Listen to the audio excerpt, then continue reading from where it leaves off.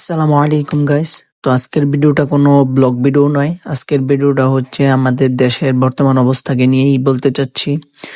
তো এটা হলো আমাদের বুলতা গাউসিয়া। বুলতা গাউসিয়ার এই যে আপনারা আগে যে ফুটপাতটা ভরা দেখতেন, এখন সেই ফুটপাতে কোনো দোকানই নেই, সবকিছু তুলে দেওয়া হয়েছে। পুরো ফুটপাতের রাস্তা একদম ক্লিয়ার, অথচ এখানে হাজারো মানুষের রিজিক ছিল, এখান থেকে ব্যবসা করে পরিবার চালাইতো, কিন্তু এখন এই জিনিসটাকে তুলে দেওয়া হয়েছে, এখানে নাকি রাস্তায় জাম লাগে।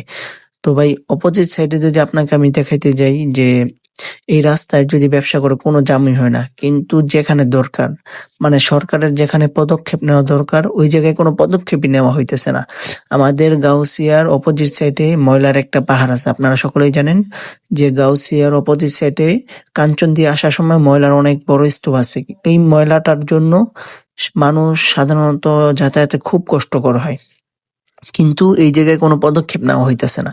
এখানে সরকারের পক্ষ থেকে কোনো পদক্ষেপ নিতেছে না। ময়লা যেভাবে আছে ঠিক সেভাবে রয়ে গেছে, উল্টা এখানে আরো ময়লা ফালানো হইতেছে।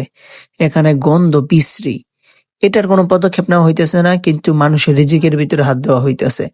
তো সরকারের কাছে আবেদন জানাই যে আমাদের যেটা দরকার ওইটা আপনারা ঠিক করে দেন।